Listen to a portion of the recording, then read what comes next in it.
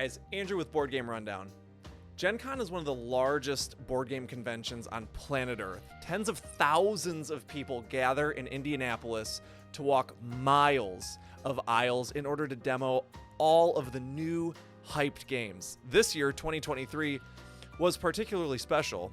COVID regulations were lifted, everything felt kind of like it used to be. Disney launched a new game that competes against Magic. Board Game Rundown even had their own booth. It was awesome. A lot of exciting things were happening at GenCon. Not only this, but there were also the obvious heavy hitters, right? People were lining up for Everdell. People were lining up for Last Light. Sky Team, there were people waiting hours just to get their shot. At whatever the buzz was, whether it was BoardGameGeek or on Facebook, just social media has a way of hyping up games, right? So that was all good and fun, but I learned something this year. I don't think that is why I go to GenCon. Let me explain. When I got to GenCon, like many people, I just start in the very first aisle. Everything is lined up from aisle 100 all the way down to like aisle 3000 or whatever it ends at. Obviously, the larger publishers get larger amounts of real estate. So what I try to do is I meticulously make my way from booth to booth, just carefully observing what each stall has to offer me, right? It's easy to get lost, honestly, even if you're trying your best to stick to a plan. Some booths are so big that you can't just go from aisle to aisle. If you spend any amount of time at GenCon, you may even get roped into like a 5 or 15 minute pitch that you're simply not interested in. I have a hard time with confrontation with people who are pitching their board game, so I typically just sit through it and thank them at the end and walk away. You know, I'm sure they've handled ruder people, and it's worth a shot just hearing their pitch. We've got plenty of time. For me, I was there for 4 days. So on Friday, my demeanor was a little bit different, though. I was going 300, 400, 500 aisle, and I forgot that Devious Weasel Games created an expansion for Cosmic Frog. So I whipped out my phone to find out which aisle, which booth they were located at. And it turned out that they were in aisle 800 and they were booth 836. So I mall walked like straight there. I wanted to get there as fast as I could, but I was like dodging through thousands of cosplayers and Sailor Moons and all that. And I was trying to get my hands on Find Muck, their latest expansion. But it was Friday afternoon, and little did I know they were selling out in the morning. Both mornings they were sold out of their allotment for the day. So I was bummed out, but it was just an expansion, so it's not the end of the world. So I was ready to turn back and just like go back to aisle 300 where I was. But in my peripheral vision, right next to Devious Weasel Games, I saw like these college-aged kids and like what looked to be their dad behind a tiny little booth right next to Devious Weasel. Enter the Mines of Pekari by Oaken Table Games.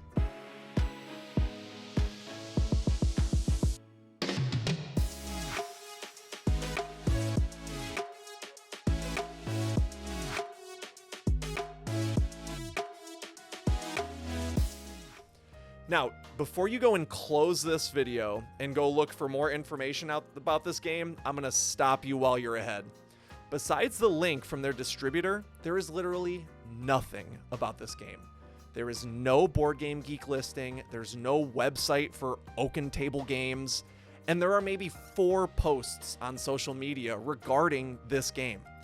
Nothing on YouTube, no how to plays, no reviews, no previews, unboxings, nothing. Where I should be unimpressed, I was oddly drawn to the novelty of what I just stumbled upon. A father who was excited to share his first game purchases a booth at the world's largest board game convention to try to pitch it to whoever is willing to hear and try his game, with his closest family at his back, giving him their whole weekend with the same mission in mind. He believes in his game. His family believes in his game, or what I presume to be his family. This is what I learned is what GenCon is all about. As an exhibitor, I was fortunate enough to have my admission paid for by Game Talk Network, the people who sponsor Board Game Rundown, Miniatures Rundown, and all of the other rundowns we have.